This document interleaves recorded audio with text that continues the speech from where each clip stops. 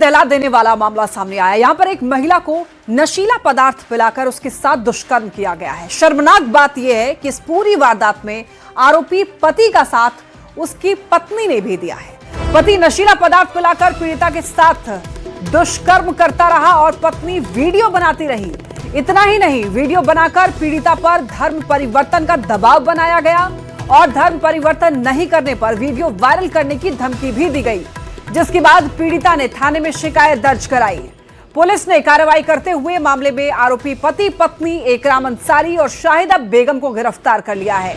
गिरफ्तार आरोपी का पहले भी आपराधिक इतिहास रहा है। तो कैमूर का यह मामला है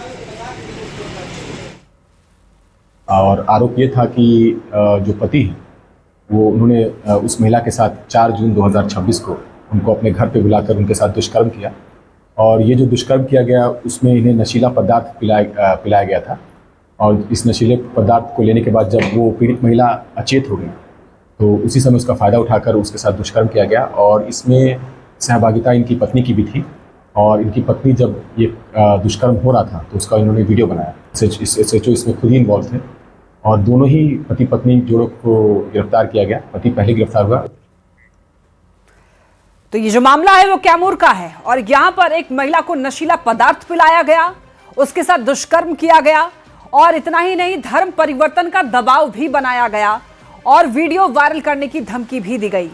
यही वो दो शख्स हैं। यहां पर देखिए, ये पति और पत्नी हैं जो कि एक महिला के साथ दरिंदगी करते हैं, उसका वीडियो बनाते हैं। और इतना ही नहीं, आप देखिए यहां पर कैसे एक औरत ही औरत की दुश्मन होती है कहा जाता है और इसको ये सच साबित करती हुई यहां पर ये औरत दिखाई दी।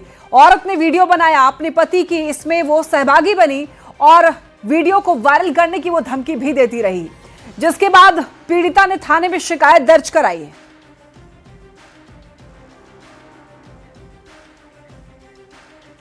पटना से बड़ी खबर, साइबर थाना पुलिस ने करोड़ों की ठगी का खुलासा किया है। पुलिस ने साइबर ठगी के एक बड़े गिरोह का पर्दाफाश करते हुए पति गौरव राज, पत्नी सपना कुमारी और साथ ही साथ साला निखिल कुमार को भी गिरफ्तार किया है। पुलिस जांच में सामने आया है कि आरोपी क्रेडिट कार्ड, डेबिट कार्ड उपलब्ध कराने के लिए लोन दिलाने और अन्य ऑनलाइन माध्यमों को झांसा देकर के देश के कई राज्यों में लोगों को ठगी का शिकार बनाते थे और अब तक करीब 400 लोगों से ठगी करने की बात सामने आई है। साइबर थाना पुलिस ने आरोपियों को यहां पर मेहंदीगंज और कंकड़बाग थाना क्षेत्र से गिरफ्तार किया है। शुरुआती जांच में मामले को करोड़ों की ठगी से जोड़ा जा रहा था। मौके से कई गैजेट्स और आधार कार्ड भी बरामद हुए हैं। पुलिस ने इन जब्त सामानों की जांच करके साइबर ठगी के नेटवर्क की कड़ियां जोड़ने में जुटी हुई है। वहीं इस गिरोह से जुड़े हुए 2 अन्य आरोपी अभी फरार हैं, जिनकी गिरफ्तारी के लिए पुलिस छापेमारी कर रही है। 3 व्यक्ति हम लोगों को मिले वहां पे, जिनके पास से कुछ मोबाइल, एटीएम और ये मिले। जब उन लोगों की मोबाइल और जो एटीएम और ये सब सिम था और पासबुक था, उनकी जांच की गई तो उसमें करीब 400 कंप्लेन दर्ज थे जो भारत के लगभग से अधिकांश राज्यों से थे और करोड़ों का करीब आप कह सकते हैं कि मामले का फ्रॉड किया जा रहा था। खबर सुपौल से, जहां पर जदिया थाना में पुलिस हिरासत में एक युवक की संदिग्ध परिस्थितियों में मौत के बाद बवाल मच गया। अब इस घटना के बाद परिजनों ने इसे पुलिस की लापरवाही बताया है। न्याय की मांग को लेकर सड़क पर उतर गए। ये मामला जदिया थाना क्षेत्र का। जानकारी के अनुसार शराब के नशे में गिरफ्तार किए गए एक आरोपी ने थाना हाजत के अंदर कथित तौर पर कंबल की पट्टी से फांसी लगाकर आत्महत्या कर ली। घटना की सूचना मिलते ही मृतक के परिजन आक्रोशित हुए और सैकड़ों की संख्या में लोग थाने के बाहर जुट गए। थाने का घेराव करते हुए जमकर यहां पर हंगामा शुरू कर दिया। आक्रोशित लोगों ने आगजनी की और पुलिस प्रशासन के खिलाफ नारेबाजी भी की गई। एसपी ने घटनास्थल पर पहुंचकर आक्रोशित लोगों से बात करने की कोशिश की, लेकिन फिलहाल इलाके में भारी पुलिस बल की तैनाती की गई है और मामले की जांच पड़ताल भी हो रही है। अब बात करते हैं दानापुर की। दानापुर में नशे के खिलाफ पुलिस ने बड़ी कार्रवाई की है। विशेष अभियान के तहत कार्रवाई करते हुए पुलिस ने 3 स्मैक तस्करों को गिरफ्तार किया है, जिनके पास से 350 ग्राम स्मैक बरामद की गई है और इसकी कीमत जो है मार्केट में 50 लाख रुपए से ज्यादा बताई जा रही है। लेकिन फिलहाल देखिए, पुलिस गिरोह से जुड़े हुए बाकी तस्करों की भी गिरफ्तारी के लिए छापेमारी कर रही है। में उसमें एक आदमी जो बोला मैं तो उम्र करीबन 36 वर्ष है, फुलवारी शरीफ पटना का रहने वाला है। और एक और आदमी शंकर कुमार उम्र करीबन 32 वर्ष, वो भी फुलवारी का रहने वाला है। उनके पास में से 100 ग्राम स्मैक बरामद हुई और उनको हिरासत में ले लिया गया। और देखिए इस वक्त की एक बड़ी खबर, निगरानी अन्वेषण ब्यूरो की बड़ी कार्रवाई। समस्तीपुर के मुखिया सियाराम राय गिरफ्तार हुआ है। 1,20,000 रुपए रिश्वत लेते दबोचे गए। दलसिंह सराय के गुदरी पुल के पास गिरफ्तारी हुई है। अब्दुल मन्नान की श्रृंगार दुकान में ये डील चल रही थी और निगरानी टीम ने रंगे हाथ गिरफ्तार किया है। पूछताछ के बाद विशेष निगरानी कोर्ट मुजफ्फरपुर में पेशी होगी और इस मामले में शिकायत दर्ज कराने वाले निलंबित शिक्षक अब्दुल मन्नान ने बताया है कि उसके ऊपर SC/ST के मामले लगे थे, जिसके बाद उसे गिरफ्तार कर लिया गया था और जेल भेजा गया था। और इस मामले में पंचायत नियोजन इकाई के तहत मुखिया ने उसे निलंबित कर दिया। कोर्ट से बरी होने के बाद कोर्ट ने आदेश दिया कि शिक्षक को निलंबन मुक्त किया जाए, लेकिन लगातार विभाग और पंचायत के मुखिया उसे इसके लिए घूस मांग रहे थे, जिसके बाद उसने इसकी शिकायत और कार्रवाई की। मुखिया जी 1,20,000 रुपया मांग रहे थे और 20,000 पंचायत सचिव। अभी कितने रकम बरामद हुआ? अब आज तो एक मुखिया जी के पास से 1,20,000 रुपया बरामद हुआ। इनको गुदरी पुल के पास से गिरफ्तार किया गया है। परिवादी का वहाँ दुकान है श्रृंगार का, वहीं भी रिश्वत की राशि लेने गए थे। और जेल जाने के बाद पंचायत सचिव और मुखिया जी हमको निलंबित कर दिए। निलंबित होने के कुछ दिन बाद माननीय न्यायालय द्वारा मैं बाइज्जत बरी हो गया। बरी होने के बाद कोर्ट से कहा गया कि आप जैसे जो मुखिया जी और पंचायत सचिव आपको निलंबित किए हैं, कोई आपको निलंबन मुक्त करेंगे। पटना में कोचिंग क्लास के छात्रों के बवाल के बाद राज्य सरकार ने एक बड़ा फैसला लिया है। इस वक्त की बड़ी खबर आप तक पहुंचा दें। मुख्यमंत्री सम्राट चौधरी ने कोचिंग क्लास को लेकर बड़ा फैसला ले लिया है, जिसमें यह कहा गया है कि अब स्कूल और कॉलेज के टाइमिंग के दौरान कोचिंग क्लास नहीं चलाए जाएंगे। यह भी कहा गया है कि स्कूल और कॉलेज की पढ़ाई पूरी कर चुके हुए स्टूडेंट्स के लिए इस दौरान क्लास चलाई जा सकती है और इसी को लेकर शिक्षा विभाग जल्द ही नई नियमावली बनाएगा। सीएम सम्राट चौधरी ने शिक्षा विभाग को दिए गए निर्देशों को लेकर सोशल मीडिया एक्स पर पोस्ट करते हुए ये लिखा कि राज्य में विद्यार्थियों के हितों को सर्वोच्च प्राथमिकता देते हुए कोचिंग संचालन को लेकर के शिक्षा विभाग को कई महत्वपूर्ण निर्देश दिए गए हैं। सभी कोचिंग संस्थानों को अपने यहाँ पर अध्ययनरत विद्यार्थियों का विवरण यानी कि बच्चों की डिटेल्स जिला प्रशासन को उपलब्ध कराना अनिवार्य होगा, मैंडेटरी होगा। वहीं शिक्षा व्यवस्था में अनुशासन, पारदर्शिता और गुणवत्तापूर्ण शिक्षण सुनिश्चित करना हमारी प्रतिबद्धता है।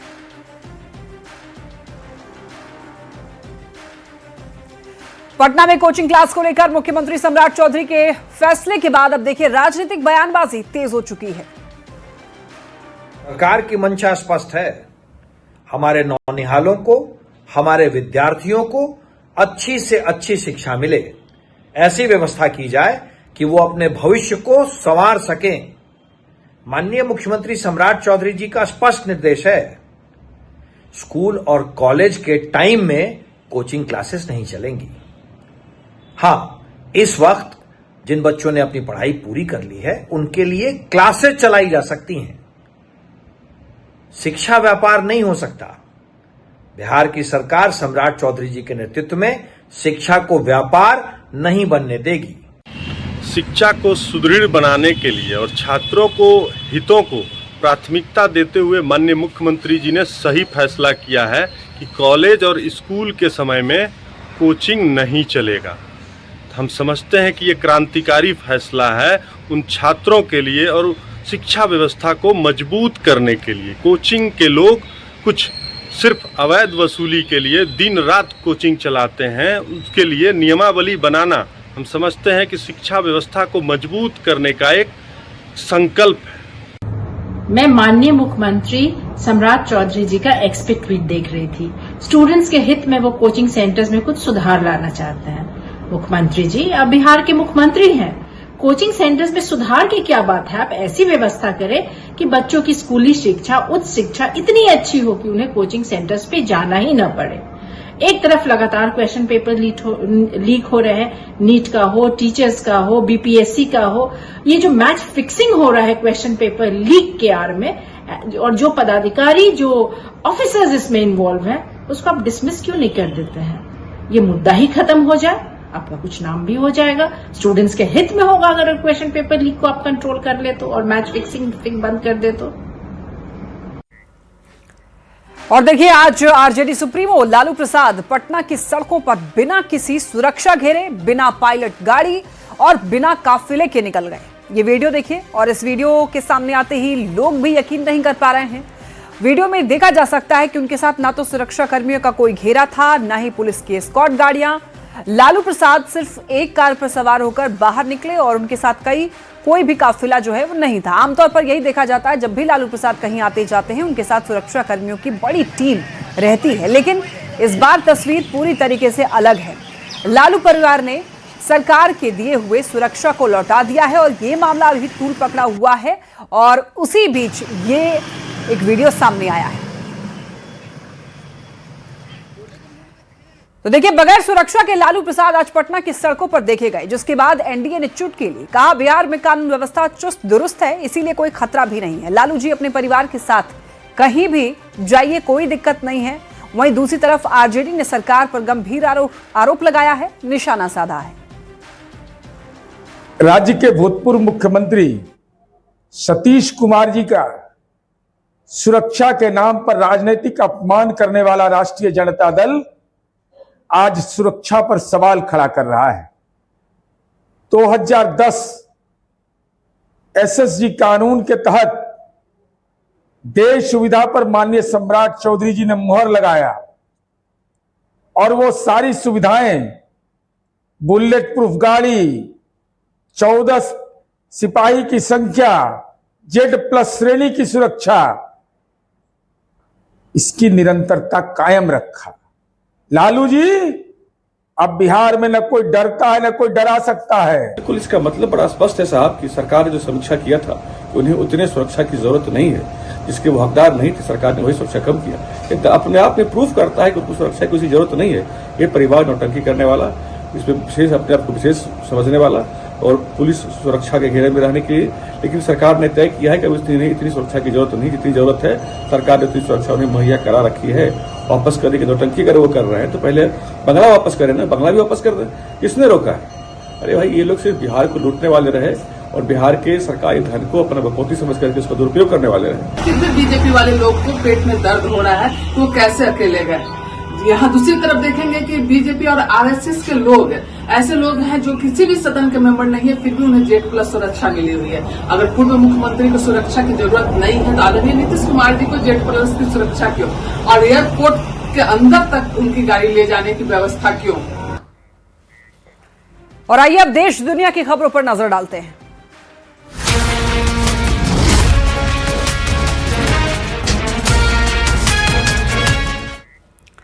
भारत मंडपम में एनडीए की बड़ी बैठक। प्रधानमंत्री नरेंद्र मोदी की अध्यक्षता में एनडीए की ये बैठक, और इस बैठक में पीएम मोदी का सम्मान किया गया।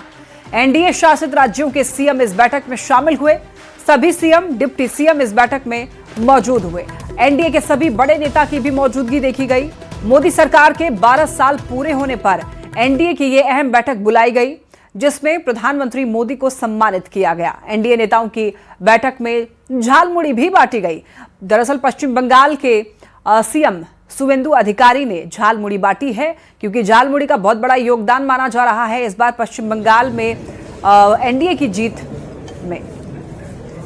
देखिए ये तस्वीर, यहाँ पर आप देखिए तमाम जो एनडीए के बड़े दिग्गज नेता हैं यहाँ पर मौजूद हैं, और सभी ने प्रधानमंत्री नरेंद्र मोदी को बधाई दी है। उनके 12 साल पूरे हो चुके हैं कार्यकाल में, और इसी को लेकर उनको बधाई देने वालों का भी तांता लगा है। ये तस्वीर आप देख सकते हैं, ये झालमुड़ी स्टॉल स्पेशली यहाँ पर लगाया गया है, और यहाँ पर आप देख सकते हैं कि खुद पश्चिम बंगाल के मुख्यमंत्री शुवेंदु अधिकारी ने सभी को झालमुड़ी बांटी है। सबसे पहले प्रधानमंत्री नरेंद्र मोदी को झालमुड़ी खिलाई है, ये आप देख सकते हैं। और यहाँ पर आप देखिए बीजेपी के राष्ट्रीय अध्यक्ष ने प्रधानमंत्री को सम्मानित किया। इसके अलावा बाकी राज्यों के भी मुख्यमंत्री यहाँ पर पहुंचे और प्रधानमंत्री को सम्मानित किया है। देखिए, प्रधानमंत्री नरेंद्र मोदी के सत्ता में रहने के 12 साल पूरे हो गए हैं। नरेंद्र मोदी के नाम सबसे लंबे समय तक चुने हुए पीएम रहने का रिकॉर्ड बन चुका है। पीएम मोदी की ऐतिहासिक कामयाबी पर बीजेपी के तमाम बड़े नेता सुबह से ही देश के अलग अलग मंदिरों में विशेष तौर पर पूजा पाठ भी कर रहे हैं। बीजेपी के राष्ट्रीय अध्यक्ष नितिन नवीन दिल्ली के झंडेवाला मंदिर पहुंचे। वहीं पूर्व अध्यक्ष और केंद्रीय मंत्री जेपी नड्डा ने दिल्ली में ही बिरला मंदिर पहुंचकर पूजा की। इधर केंद्रीय मंत्री शिवराज सिंह चौहान की तस्वीर चाणक्यपुरी में देखी गई, जहां पर प्राचीन हनुमान मंदिर वो पहुंचे पूजा करने के लिए। तो वहीं केंद्रीय मंत्री धर्मेंद्र प्रधान ने दिल्ली के जगन्नाथ मंदिर में जाकर उन्होंने पूजा की, आरती की। और ये कुछ तस्वीरें देखिए निकलकर सामने आई हैं जो कि आपको दिखा रहे हैं।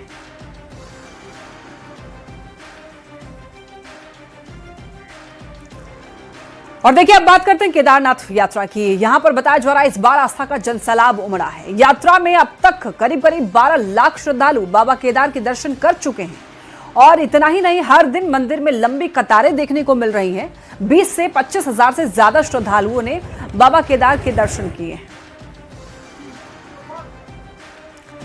और यहां पर अभी तक देखिए 10 लाख से ज्यादा श्रद्धालु बद्रीनाथ धाम भी पहुंच चुके हैं। बाबा केदार तो पहुंच रहे हैं लोग, साथ साथ बद्रीनाथ धाम भी पहुंच रहे हैं। और ऐसे में हर रोज बताया जा रहा है कि 20 से 25 हजार से ज्यादा श्रद्धालु पहुंचते हैं, भगवान बद्री विशाल के भी दर्शन कर रहे हैं।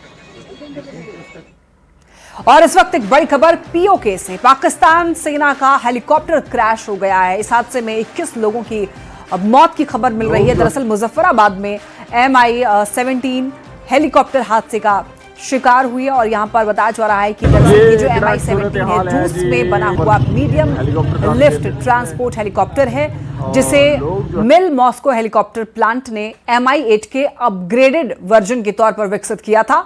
यह हेलीकॉप्टर देखिए 30 सैनिकों, 12 स्ट्रेच या फिर लगभग 4000 किलोग्राम कार्गो को लेकर जा सकते हैं, जबकि बाहरी स्लिंग की मदद से ये 3 टन तक का भार उठा सकता है। जानकारी के मुताबिक मुजफ्फराबाद में दरअसल शौकत लाइन में दोपहर 3 बजे पाकिस्तानी सेना का MI-17 हेलीकॉप्टर गिरा और हेलीकॉप्टर पीओके के प्रदर्शनकारियों पर नजर रख रहा था।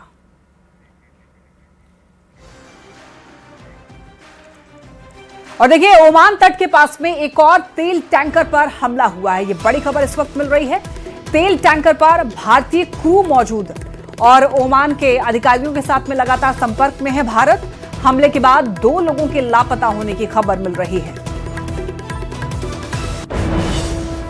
इस वक्त की बड़ी खबर है, ओमान तट के पास में बताया जा रहा है कि एक और तेल टैंकर पर हमला किया गया है और इस तेल टैंकर पर भारतीय क्रू मौजूद थे।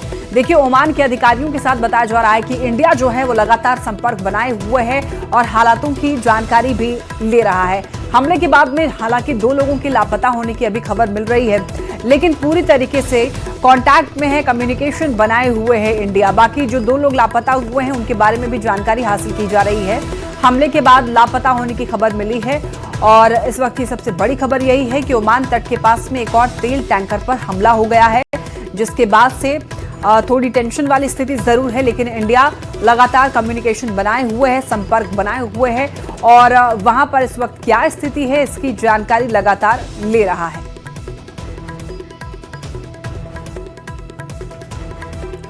और अब खबरें कारोबार से जुड़ी हुई, आइए देखते हैं।